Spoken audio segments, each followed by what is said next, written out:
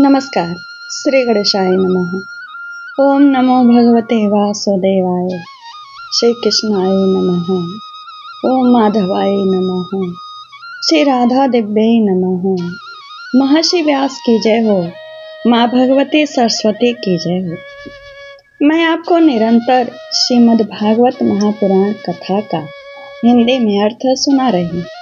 आज तृतीय स्कंध से अथ पंचविंशो अध्याय का हिंदी में अर्थ सुनाऊंगी। इस अध्याय में देवहूति का प्रश्न तथा भगवान कपिल द्वारा भक्ति योग की महिमा का वर्णन है।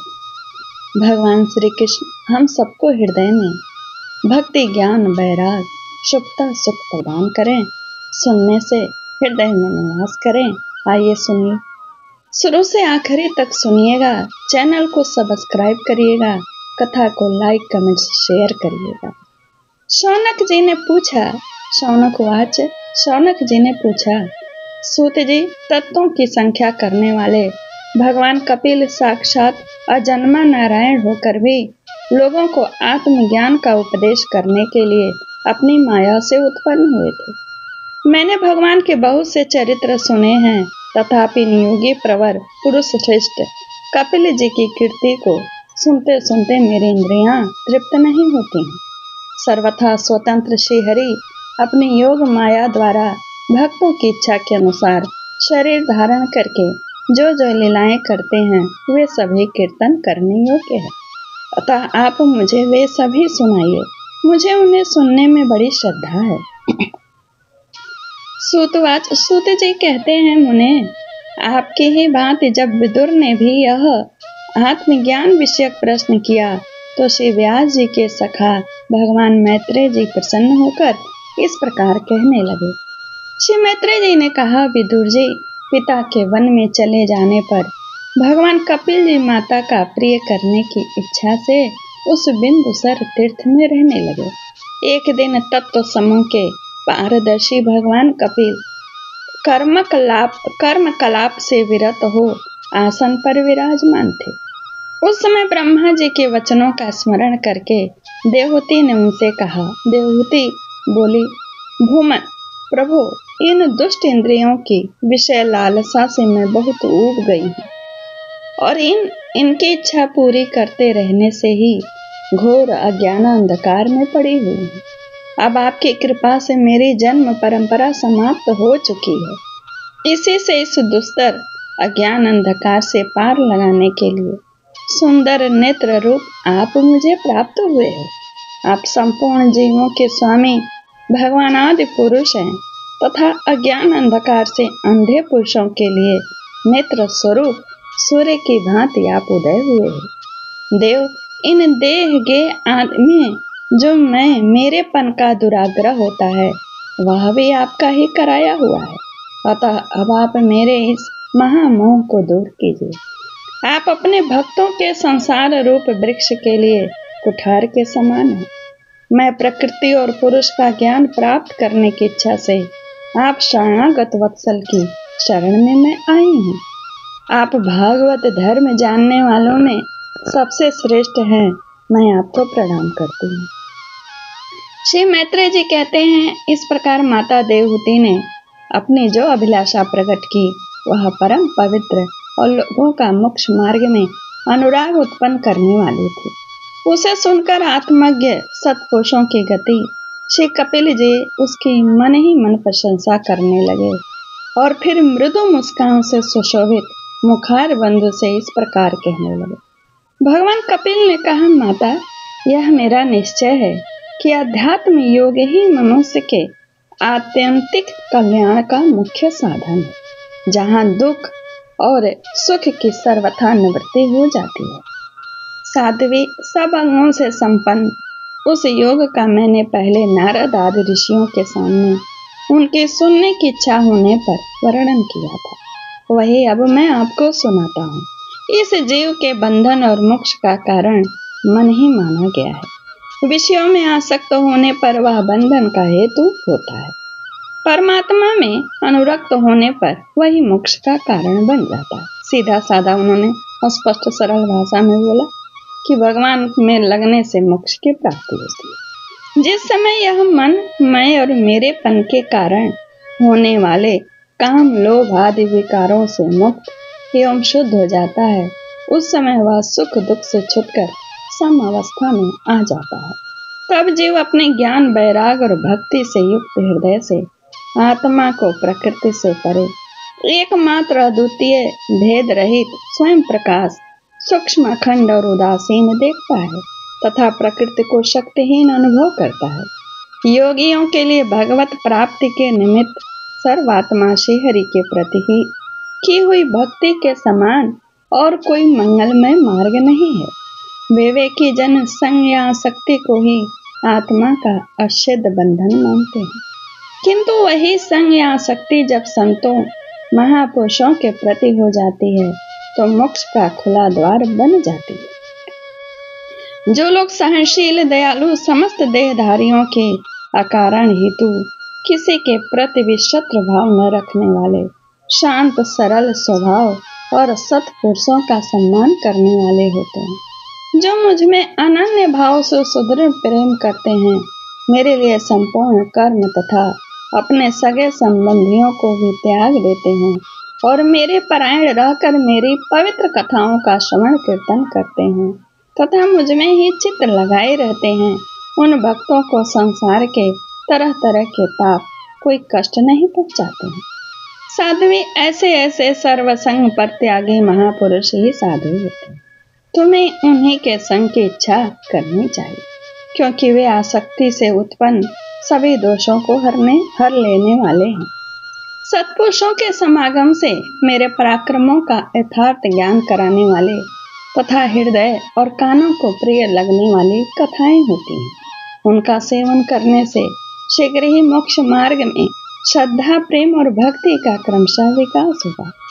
फिर मेरी सृष्टि आदि लीलाओं का चिंतन करने से प्राप्त हुई भक्ति के द्वारा लौकिक एवं पारलौकिक सुखों में वैराग्य हो जाने पर मनुष्य सावधान पूर्वक योग के भक्ति प्रधान सरल उपायों से समाहित होकर मनोनिग्रह के लिए यत्न करता है।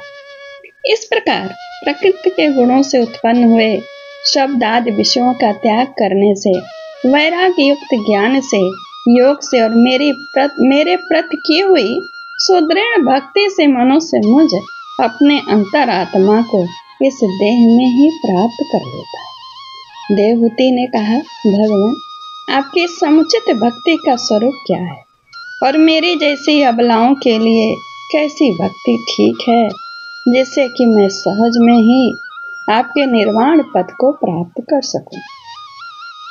निर्वाण स्वरूप प्रभु जिसके द्वारा तत्व ज्ञान होता है और जो लक्ष्य को वेधने वाले बाण के समान भगवान की प्राप्ति कराने वाला है, वह आपका कहा हुआ योग कैसा है और उसके कितने अंग हैं? अरे यह सब आप मुझे इस प्रकार समझाइए जिससे कि आपकी कृपा से मैं मंदमती स्त्री जाति भी इस दुर्बोध विषय को सुगमता से समझ सकूं।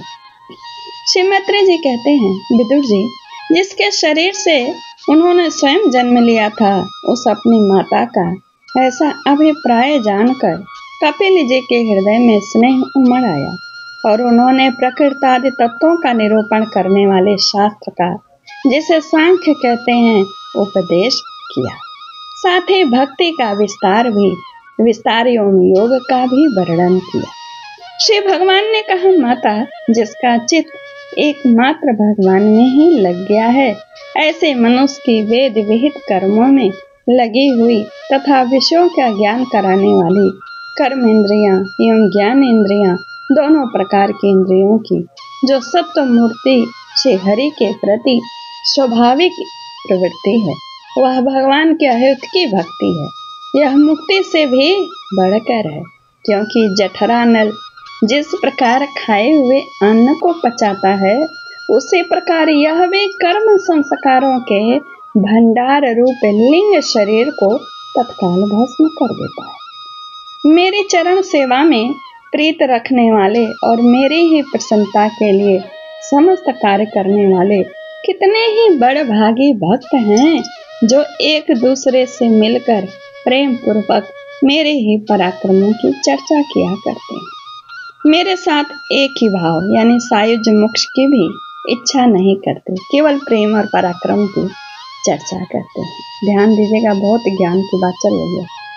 कहते हैं माँ, वे साधुजन अरुण नयन एवं मनोहर मुखार बिंदु से युक्त मेरे परम सुंदर और वरदायक दिव्य रूपों की झांकी करते हैं। उनके साथ सप्रेम संभाषण भी करते हैं, जिसके लिए बड़े बड़े तपस्वी भी लालयित रहते हैं। यानी भगवान का दर्शन करके भगवान से बात करने की बात ये बता रहे हैं। कह रहे हैं, दर्शनीय अंग प्रत्यंग उदार हास विलास मनोहर चितवन और सुमधुर वाणी से युक्त मेरे उन रूपों की माधुरी में उनका मन और इंद्रियां फंस जाती हैं। ऐसी मेरी भक्ति न चाहने पर भी उन्हें परम पद की प्राप्ति करा देती है। अविद्या की निवृत्ति हो जाने पर यद्यपि वे मुझ मायापति के सत्य आदि लोकों की भोग संपत्ति भक्ति की प्रवृत्ति के पश्चात स्वयं प्राप्त होने वाली अष्ट सिद्धि अथवा वैकुंठ लोक के भगवदीय ईश्वर के भी वे इच्छा नहीं करते हैं, तथापि मेरे धाम में पहुंचने पर उन्हें यह सब विभूतियां तो स्वयं ही प्राप्त हो जाती हैं, जिनका एकमात्र कहते हैं ईश्वर कहते हैं कि जिनका एकमात्र मैं ही प्रिय आत्मा पुत्र मित्र गुरु हृदय इष्ट देव हूँ। वे मेरे ही आश्रय में रहने वाले भक्तजन शांतिमय वैकुंठ धाम में पहुंचकर किसी प्रकार भी इन दिव्य भोगों से रहित नहीं होते, न उन्हें मेरा काल चक्र ही ग्रस सकता है। कहते हैं माता जी, जो लोग इस लोक परलोक और इन दोनों लोकों में साथ जाने वाले वासनामय लिंग देह को तथा शरीर से संबंध रखने वाले जो धन पशु एवं गृह आदि पदार्थ हैं, उन सबको और अनन्य संग्रहों को भी छोड़कर अनन्य भक्ति से सब प्रकार मेरा ही भजन करते हैं, उन्हें मैं मृत रूप संसार सागर से पार कर देता हूँ। मैं साक्षात भगवान हूँ, प्रकृति और पुरुष का भी प्रभु हूँ तथा समस्त प्राणियों का आत्मा हूँ। मेरे सिवा और किसी का आश्रय लेने से मृत्यु रूप महाभय से छुटकारा नहीं मिल सकता है। मेरे भय से यह वायु चलती है, मेरे भय से सूर्य तपता है, मेरे भय से इंद्र वर्षा करता है और अग्नि जलाती हुई तथा मेरे ही भय से मृत अपने कार्य में प्रवृत्त होते हैं। योगी जन ज्ञान वैराग्य युक्त भक्ति योग के द्वारा शांति प्राप्त करने के लिए मेरे निर्भय चरण कमलों का आश्रय लेते हैं। संसार में मनुष्य के लिए सबसे बड़ी कल्याण प्राप्ति यही है कि उसका चित्त तीव्र भक्ति योग के द्वारा मुझ में लगाकर स्थिर हो जाए। ध्यान दिया ना पूरा? यही पूर्ण होता है यह अध्याय। इति श्रीमद्भागवते महापुराणे पारमहंस्यां संहितायां तृतीय स्कंधे कपिलोपाख्याने पंचविंशो ओम तत्तत्। श्रीमन्नारायणे नारायणे नारायणे श्रीमन्नारायणे नारायणे नारायण श्रीमन्नारायणे नारायणे नारायण। कथा पूरी सुनो, क्या पता कौन सी बात हमें सुख प्रदान करे, सुखता प्रदान करे। ईश्वर की लगन। ईश्वर ने साक्षात कहा इस अध्याय में कि मेरे में लगन लगाने वाले के सारे पाप भस्म हो जाते। ये बहुत बड़ी चीज कहा। नमस्कार।